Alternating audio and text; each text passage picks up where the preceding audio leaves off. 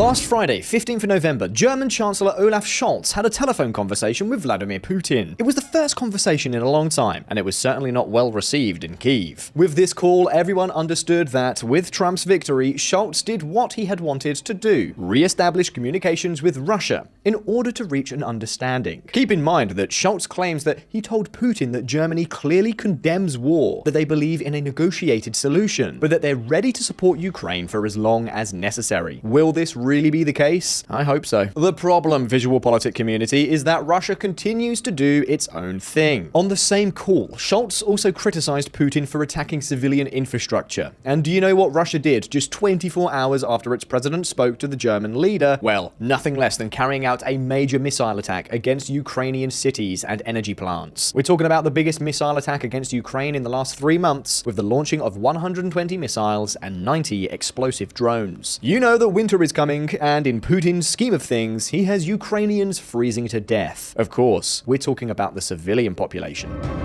Nobody stops Putin with phone calls. Last night's attack, one of the biggest in this war, showed that telephone diplomacy cannot replace real support for Ukraine from the entire West. Fortunately, the attack caused less damage than expected, thanks to Ukraine's ever-increasing anti-aircraft defense. For example, it has been learned that some of the missiles were shot down by F-16s delivered to Zelensky's country in recent months. Unfortunately, not all impacts could be avoided, neither against power plants, nor against the same civilian population that also suffers Russian attacks in their own neighborhoods. Do you want an example? Well, here we have, without going any further, the city of Sumy.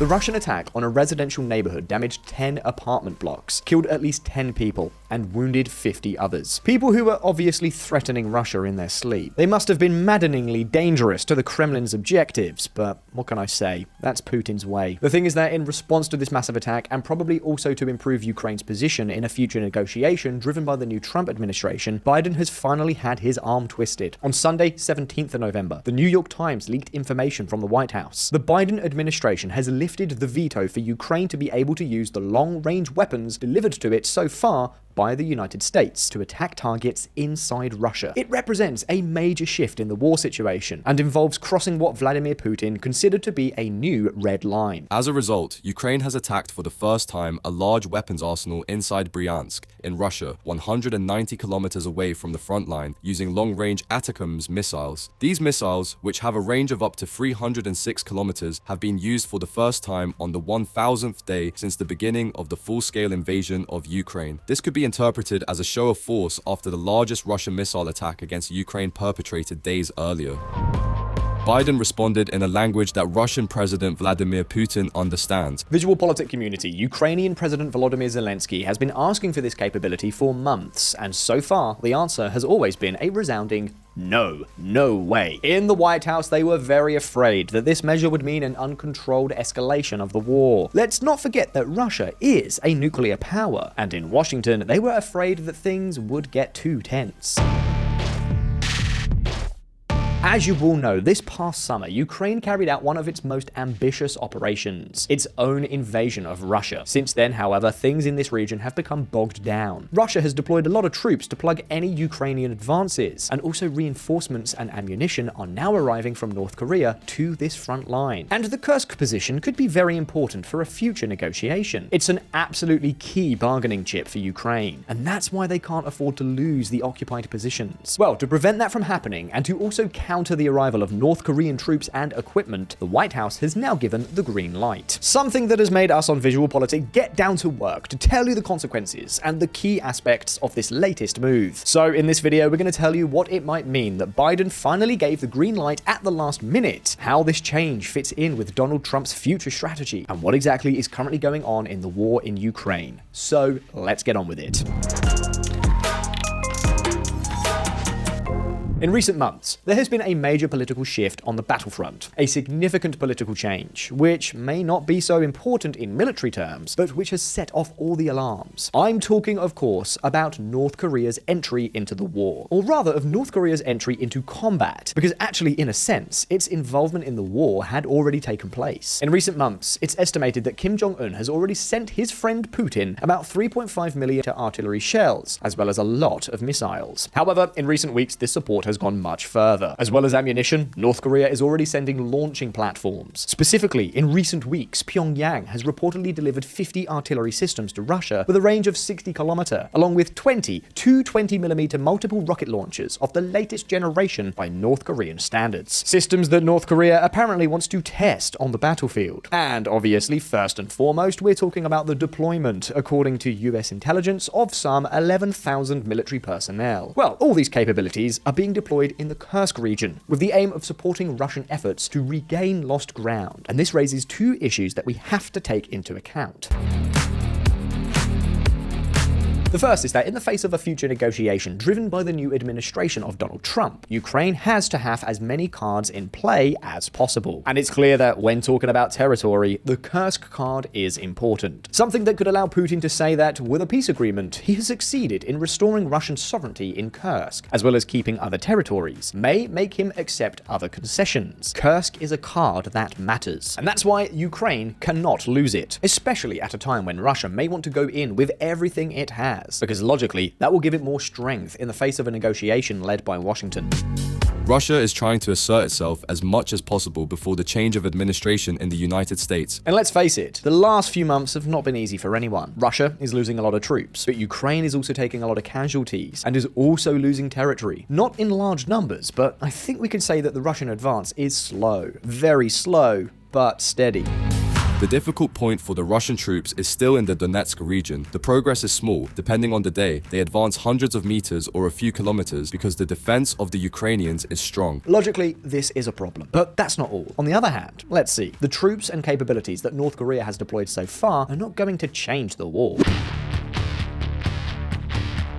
To give you an idea, the US Secretary of Defense himself, Lloyd Austin, recently said that Russian troops are suffering about 1,200 casualties per day from their attack operations. About 36,000 casualties per month. Something which, by the way, is forcing them to recruit new troops at an accelerated pace. But that's another story. The point is that the troops deployed by North Korea barely cover a week and a half of casualties in the Russian ranks. However, the risk is that this deployment could escalate to 100,000 troops. And that, yes, could mean a change in the war even before a peace agreement, or at least a ceasefire, can finally be reached. Well, it appears that Biden has finally given the green light to the use of American long-distance weapons in response to the massive attack on Ukrainian power plants, and above all, to help maintain the Kursk front and deter North Korea from sending more troops. A decision that follows the one taken by both France and the United Kingdom a few weeks ago to allow Ukraine to attack Russian territory with its long-range missiles, with the British Storm Shadow or French Scalp. A green light that Zelensky has been insistently asking for months, and that now allows him to boast.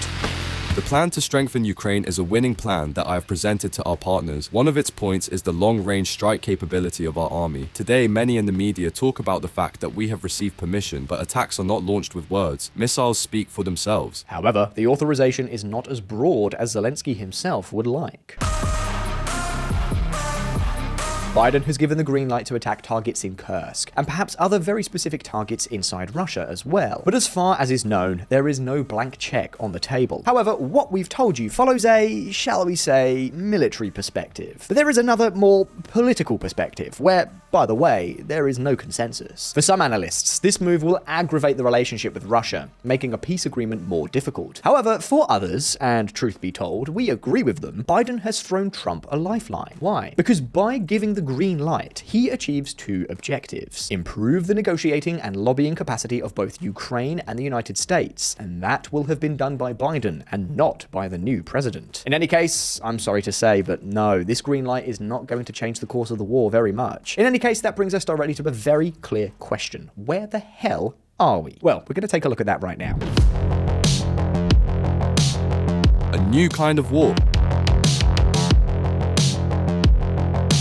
Let's see, in recent months, the war in Ukraine has taken a back seat in the news, which, of course, does not mean that the war is over. As we said before, Russia alone, which is now in the offensive position, is suffering more than 1,000 casualties every day, which is brutal and tells us a lot about how hard the fighting continues to be. Because Russia is still going about its business, trying to increase its territorial gains, while Ukraine continues to preferentially target Russian ammunition and supply storage centers. However, beyond the slight changes brought about by the Kursk offensive, the fact is that the territorial disposition is hardly changing. The Russians are advancing, but in dribs and drabs. Let's just say that the two enemies are well entrenched. But guess what? The war has changed a lot in the last few months. The fact is that both Ukraine and Russia have gone crazy manufacturing drones, so much so that they've become the main players in this war.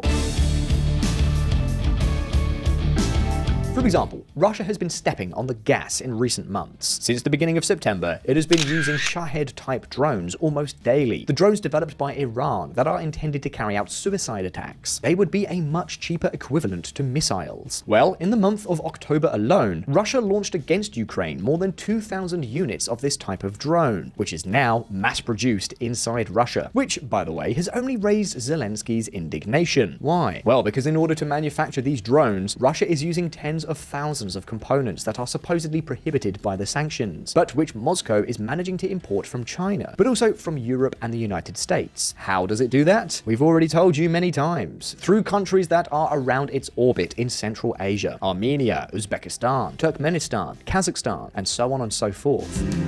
This batch of Shahed means more than 170,000 components that should never have reached Russia. Chips, controllers, processors, and other components are necessary for Russia to continue this terror. Of course, Ukraine has hardly been left behind. In fact, it's managing to manufacture far more drones than Russia. Drones that it uses to cause heavy casualties among the Russian ranks, but also to attack oil refineries, Russian weapons factories, and ammunition depots. This is probably one of the plans where Ukraine has been most successful.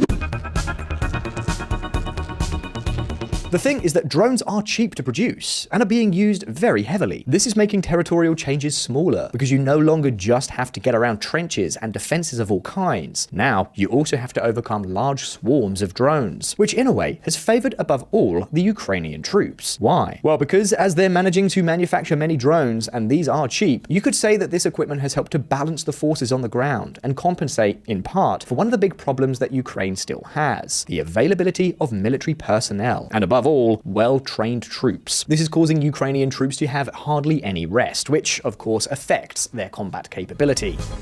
Ukraine's troops and their commanders are increasingly concerned about troop problems, particularly the quality of new recruits and the rate at which they are wounded or fall in combat. Note, since the new conscription law was passed in May, Ukraine has been managing to recruit the same number of troops as Russia, about 30,000 per month. The problem is that they don't have the training and often the necessary equipment. Therefore, to compensate for this situation, drones are proving to be crucial. And here I'd like to tell you, there is one thing that Trump's entourage is probably right about, and that is that in 2024, both the Biden administration and Ukraine's European allies may have taken this war to a dead end. Because, let's be clear, there are only two options here. Either you force a negotiation, as Trump wants, or you give Ukraine a lot more firepower to actually make progress on the ground. Which is the option that, by the way, we would have preferred, and which would probably have been the best for global stability. Show the dictators that they can't achieve anything by force. But if you don't do that, if you don't give Ukraine enough firepower, what's the point of prolonging the suffering of millions of people for so long?